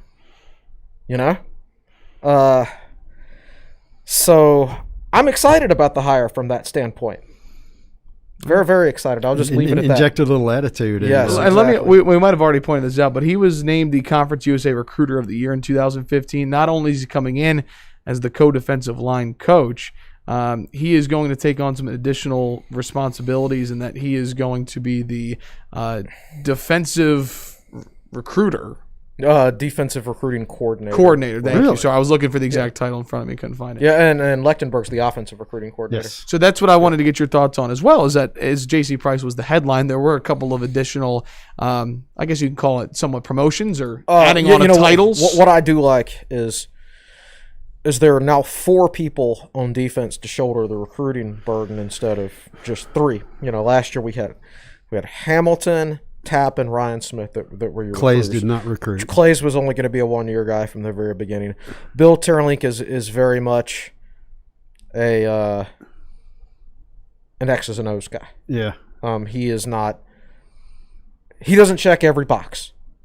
He is there to coach, and he's there to say this guy used to coach in the NFL. He's not really being leaned on to excel in recruiting. Right, exactly. But now, by hiring Jack Tyler and by hiring J.C. Price and giving J.C. a recruiting coordinator role for the defense, there's now 4 shoulders on the defensive staff to bear the weight of recruiting rather than just 3. You got Justin Hamilton, you've got Smith, you got Jack Tyler, and you've got J.C. So that's 4 shoulders to bear. 4 pair of shoulders to bear the load instead of just 3. So I like it from that standpoint. Yeah. And then, again, Adam Lechtenberg, who's the running backs coach, added the title of Offensive Recruiting Coordinator. Of course, he did a really remarkable job bringing Khalil Herbert and others. What do you think about that? He added the title. I think that's – Fuente said in his press release he doesn't give titles that people haven't earned. So I think he looked at what Adam Lechtenberg was already doing and said, oh, this would be a suitable title for what he was already doing. Yeah. And I think the same thing for Ryan Smith with his new title. Passing game coordinator. For the defense, right. I think he was already heavily involved in that. So now he's just getting a title to better reflect what he was already doing. And quite frankly, sometimes coaches just give titles to assistants so they can justify the athletic director – or so they can better present the argument to the athletic director that this coach needs a raise. Like, I was talking to somebody the other day who is firmly convinced that Smith will be a defensive coordinator in the NFL one day. And is an elite recruiter. Like, if this guy was at Penn State or Clemson or Alabama, he would be one of those guys you saw on 247 every year, top recruiter list. Right. If he had those type of resources behind him. They think Smith is elite and is going big time places in coaching. You were there when I was so I think you're not going to keep Smith very long, but maybe you don't keep him this year unless you give him a new title and a slight raise, whatever you can do during the COVID they can year. Do much. Yeah, but maybe you don't keep him if you don't do that. You know, so there's also it's a way to increase guys' pay, right?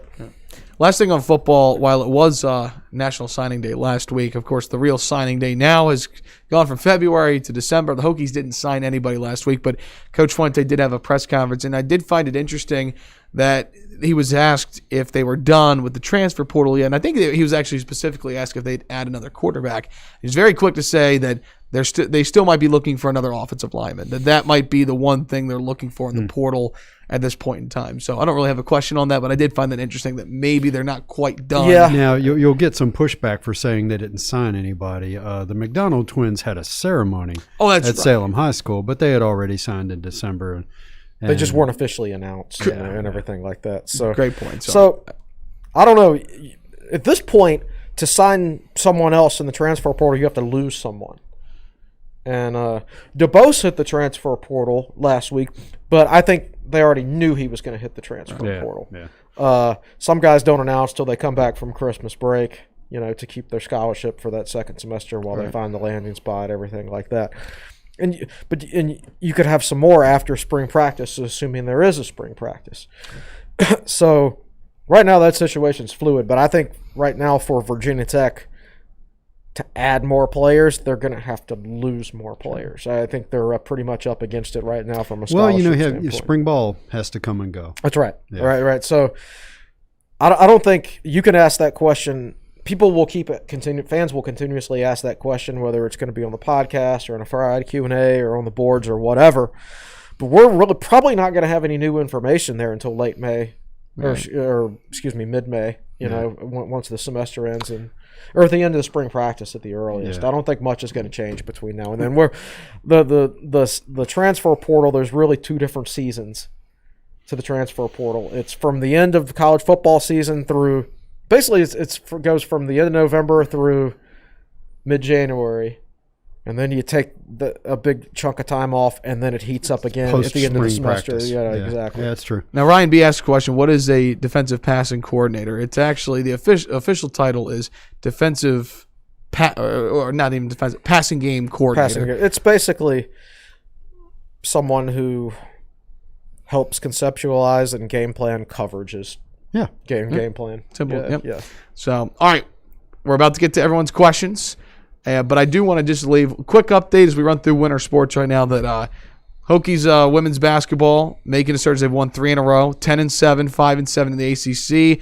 They're tied for 8th in the league, but they play at Miami on Thursday, who's also 5-7, and then at Boston College Sunday, who's dead last in the ACC, not counting UVA and Duke, who have suspended their season. So, opportunity that they did not play yesterday. Opportunity this week for the Hokies to get back to 500 in the conference. Yes, and that would be a 5-game winning streak. Yep, and I think that their resume is getting better and better each week. So if you've been kind of not really paying attention and thinking, they're not going to make the tournament, they actually, they're probably at this point hovering around the last 4 in range. Would you agree with that, Evan? I would, and also keep in mind that the NCAA tournament's come out and said you don't have to have a winning record in your conference to make the tournament. I think Tech will find a way to finish with a winning record in the ACC. Yeah. That's my prediction. So just keep winning ball games, and they too will make. And I believe that'll be the first time that the men's and women's teams have ever made the tournament. If they both make the tournament, correct. It'll be the first time ever. Did you also know that Virginia Tech, if they make the tournament this year in men's hoops, 4 years in a row, since they said that you do not count the 2022 tournament, so that'll be 4 consecutive tournaments for men's basketball. When I was a kid and I would lay in my bed and listen to Virginia Tech versus LaSalle and Virginia Tech versus Duquesne and Virginia Tech versus Fordham on the radio, or listen to those games against the late John Chaney and his 2-3 zone, and Virginia Tech would score 41 points. I could never imagine a day when the Hokies would make – at that point, I could barely imagine making any NCAA tournaments, much less 4 in a row, right? So, but I would always dream about it. So that was why I get into the Sweet 16 was such a big deal to me a couple years ago, and that's why I'll always love Buzz Williams, is because he gave me something that I always wanted when I was a kid. That's right. And don't tell us about the 1967 team. We know they made the Sweet 16. Right, but I wasn't alive. I wasn't alive, so I don't remember it. Right. So yeah, so making it 4 years in a row, or big deal. Even if you want to count last year and say 4 out of 5, that's a huge deal for me, for somebody who sat around. I remember as a student, we were awful. I mean, Ricky Stokes was the coach, but I would come back over Christmas break to go to basketball games, and there'd be like 1,000 people there, and I was one of them. I'd be like one of 3 people in the entire student section. So, to me, I feel more ownership in the basketball program because when we stunk, I was one of those very few people in there. Yeah. So it's a big deal to me personally to win in basketball because I was a fan when nobody else was a fan. We do have a lot of questions, so let's go rapid fire with these. I want to try and get through as many as we can. Let's start with Eric Fisher, who is always the first to comment. Good morning. He is one of the big followers we have here on the Tech Sideline Podcast. We appreciate you, Eric. What do you think the chances are to get Bruce Arians to make an appearance back in Blacksburg? Maybe the spring game if it happens. Pretty good. Oh, All you gotta do is ask. I just looked him up a little while ago. He's 68 years old. Will he coach another year or two? I don't know. He said last night, essentially to the extent of, hell yeah, I'm trying to win another one. He's going to try to win another one? I think that might have been close to what he said, actually, when he was asked. I think if you could go back in time, you would put in a rule that when Tom Brady enters the league that he has to play for a different team every year, which would give every NFL franchise a chance to win a Super Bowl. Yeah. The Jets. Thank you. Including the Dolphins and the Jets. Yes. Eric Fisher did say, I was thinking more about getting his name in front of recruits as someone get connected to the program. Well, that would be great. Recruits aren't going to be allowed on campus until at least May. So you can... honestly, Eric, I don't think there's anything we can do to build recruiting momentum for the current coaching staff outside of winning a bunch of football games, which they have to start doing this year. Otherwise, it's just artificial. It's all artificial, right? At your point, you got to start winning. Doesn't matter who you hire to recruit what region. You could bring in Michael Vick to talk to every single recruit, and it's not going to matter. Well, they did bring him in to talk to who was the running Devin back? Ford, and we still didn't get him. I know. Devin Ford had a one-on-one with Michael Vick, and was he a quarterback? No, he was a running back. He still went to Penn State. But Vick was his favorite player growing up, and we brought in Michael Vick at least once to have one-on-one meetings during Devin Ford's visits, and he still picked Penn State. Right. So, I think the love for Virginia Tech is there on the part of Bruce Arians. Right, but I don't think it would move the needle. We have to start winning football games. He was wearing Virginia Tech gear leading up to the Super Bowl, and I thought I saw somebody put in the chat. I didn't see this, but he might have said something about being a Hokie last night in his post-game press conference. So, let's see here. Justin Thomas, what do you guys believe is the main reason why it is all caps extremely difficult to win on the road in NCAA men's basketball? I don't know. We know, at least as of last week when I wrote that article, we know that home teams are winning in the ACC at a 71% clip this year. And I actually don't know how that compares to normal years. I think a normal year is probably 60% or something like that. Okay. I don't know. I'm just guessing. It's odd. It's really, really, really odd that with no crowds, the winning percentages have possibly gone up, or at the very least, they haven't dropped off. Yeah. I don't know what to make of that. I do know when you go to Syracuse, even when there's fans in that place, that it's cavernous, but it's like you're playing when there's nobody in there. It's like you're playing in a big empty hole. So the thing about there are two elements about playing on the road. Number one is just simply the travel, the lack of familiarity, that sort of thing. Number two is the crowd, and I have long suspected in Grievous Vasquez was a guy was a guy like this. He loved to feed off the crowd on the road. He specifically said he loved playing at Virginia Tech. Yes, I think there's a lot of athletes that, particularly at higher levels, that feel challenged by a road crowd and inspired by a road crowd. And there's this whole theory that Virginia, that playing Enter Sandman in Lane Stadium actually fires up the other team. You know? So. In this era of COVID, you still have the travel elements, but you don't have a home crowd there, and it really becomes a pickup game. And yes, I know it's like a practice on steroids. You're missing the home crowd firing up the home team as well, but I don't know. I don't have an answer for it. Yeah, there's a lot of things that factor into it. Like I always think Miami plays better in Blacksburg in football than they do when they play us at home. Yeah. It's the only time they get to play in front of a crowd. That's right. Yeah, right. So, and yeah, there are some people, maybe more people than you would expect who just like to show up and spoil people's day. But there's nobody's day to spoil this year because there's nobody in the crowd. Yeah. Some of those old school players, they just love to be hated. Yeah. But you're hated on the road, right? Like if you leave the arena getting booed on the road, it's because you just did your job. Job well done. Right? Yeah. A couple of comments about the wrestling duel. Somebody said, Ryan Dye, quote, "We've seen some fun wrestling duels over the last 6 seasons or so, but that one on Friday was the entire reason I started loving the sport." He went on to say, "I actually watched it the next morning for a second time. I was still jacked up." Somebody said it took him until Monday to calm down. I mean, so that's a lot of love about wrestling in the comments. So if you're not typically a wrestling fan, the duels aren't all like that. Now there is a lot of drama and intrigue, but Evan, we could watch wrestling another 10 years and not see one like that. Now, there's also a lot of comments about RSN and why games. I don't want to get into that discussion because we've done it before, but I will say I was looking through the schedule. I believe the only time Virginia Tech this year has played on ESPN, ESPN2, or ESPNU was only Villanova in South Florida.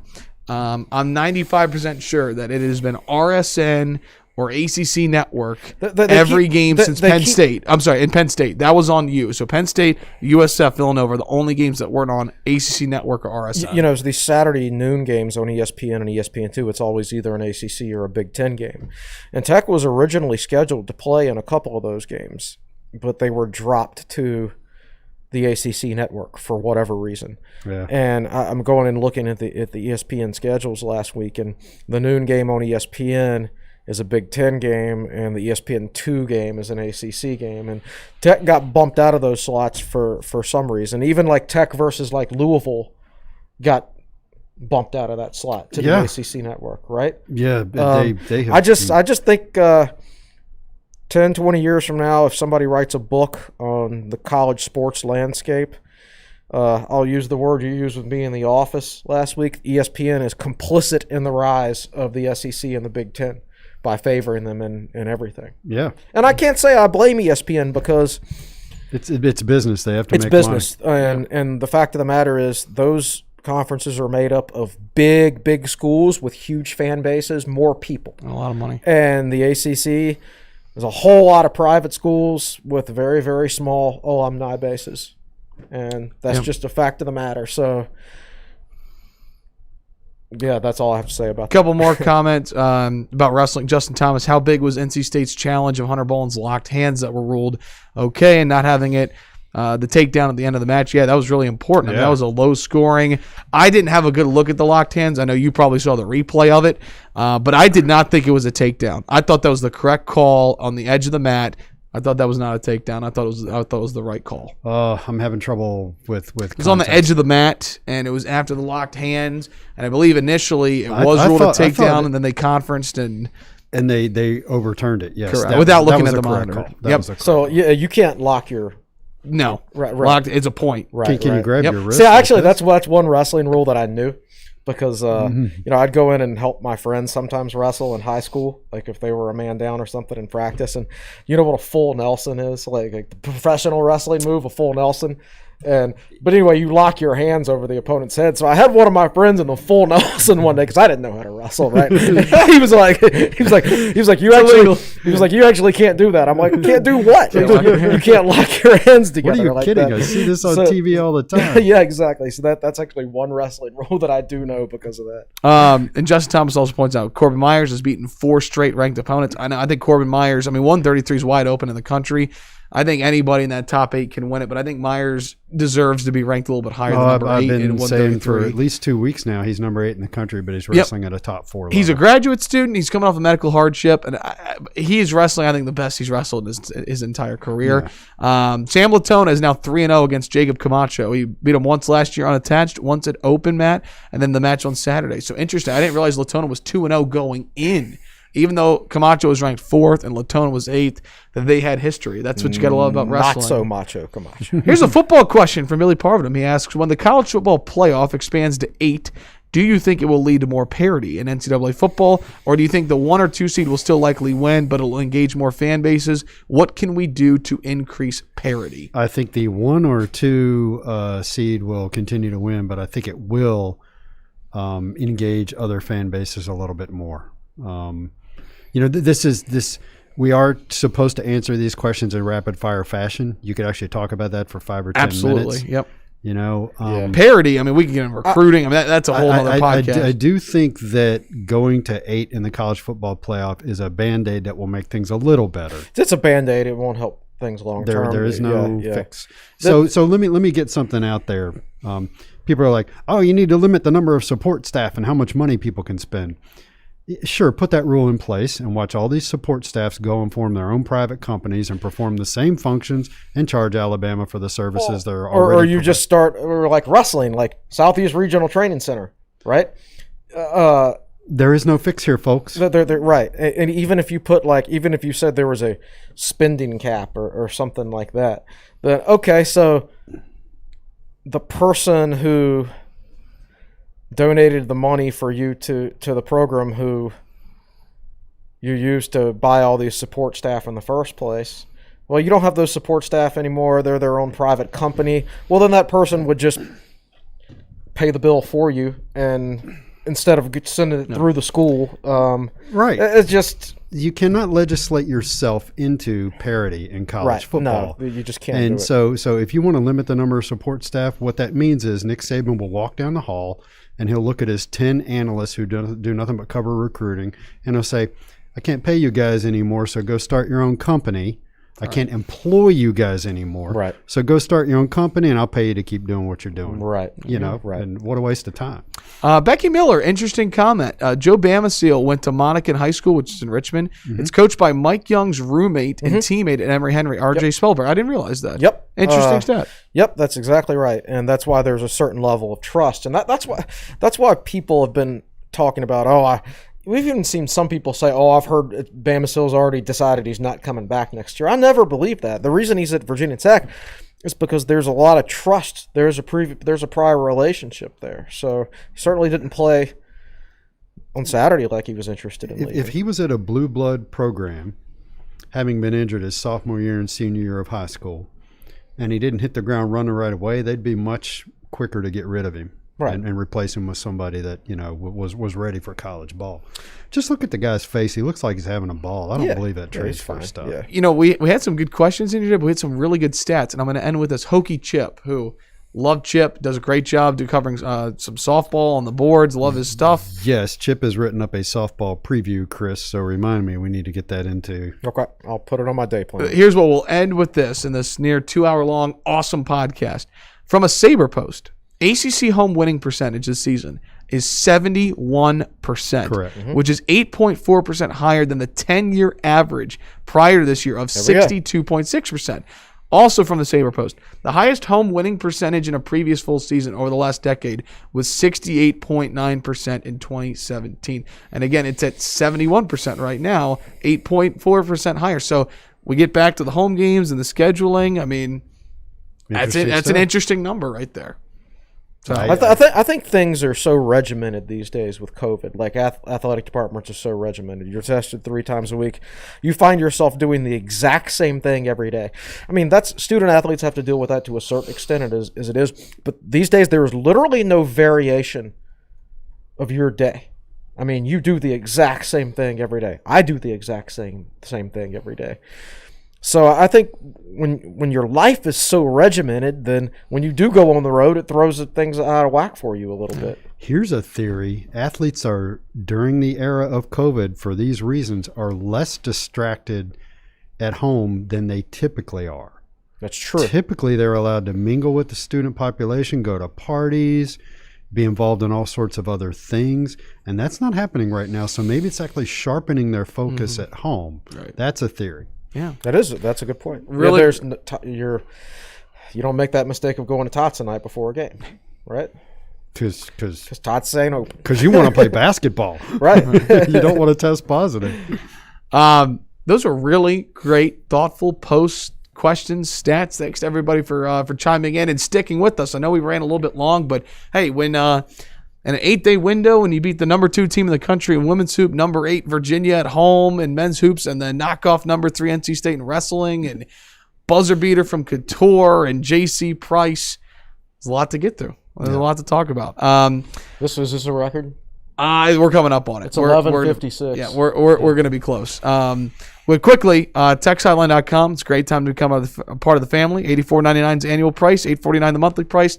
$29.99 is student price, and we've got some great content on techsideline.com right now, including Will's recap of the win over NC State, which is more than just a recap. Will does such a great job of going in depth, and even if you don't follow wrestling, putting it into terms that you'll understand and appreciate just how significant it was on Friday. Go check that out. And as I asked Chris Coleman what's coming up this week on TSL, you can also get great content. Brandon Patterson's already sent an article. It's a second part of an offensive series I think my basketball article this week, I might push Brandon back tomorrow and write this today since it's in my head, but I'm going to go on a little rant. Not necessarily a rant, but I want to point out that I'm very, very worried about what the imbalance in home games for Virginia Tech. I'm worried about what that'll do for them come March, come to the NCAA tournament. Yeah. It's a legitimate worry at this point, especially if the Louisville game this weekend doesn't happen.